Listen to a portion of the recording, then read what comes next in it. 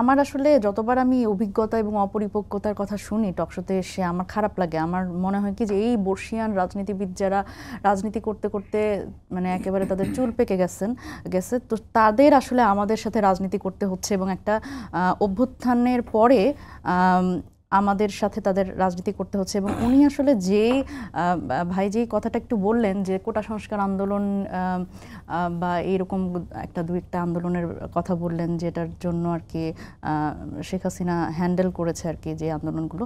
দেখেন, একটু খেয়াল করে দেখবেন যে মানে গত 2018 সাল থেকে বলেন যে যতগুলো আন্দোলন হয়েছে, 2015 সালের ভ্যাট বিরোধী আন্দোলন, 2018 সালের কোটা সংস্কার আন্দোলন এবং 2019 সালের নিরাপদ সড়ক আন্দোলন 2018 সালেরই শেষে হয়েছিল। এই আন্দোলনগুলোর জনসম্পৃক্ততা আপনারা যদি একটু খেয়াল করেন, এবং বিএনপির যদি বলি, যেহেতু ভাই এখানে আছেন এটি প্রাসঙ্গিক, যে বিএনপির শুধুমাত্র নির্বাচনের জন্য আন্দোলন, এই দুটির মধ্যে কিন্তু পার্থক্য আছে। আমরা যে আন্দোলনগুলো করেছি, আমাদের আন্দোলনের যে দাবিগুলো সেগুলো জনসম্পৃক্ত ছিল এবং জনগণের দাবির মধ্যে ছিল এবং জনগণের অধিকারের দাবি ছিল, তখন সেটা আমাদের অধিকার ছিল।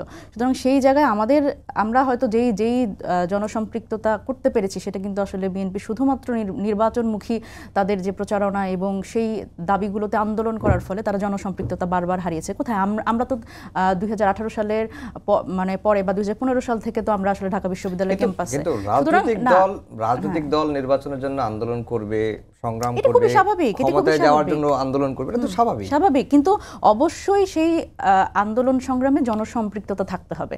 এই যে বারবার করে একটা কথা আসে, অপরিপক্কতা এবং অভিজ্ঞতার অভাব, আমাদের এই কম অভিজ্ঞতা নিয়েও তো আমরা জনসম্পৃক্ত আন্দোলন করেছি। সুতরাং এইটা কিন্তু আসলে এভাবে করে ডিমিন করার সুযোগ নাই।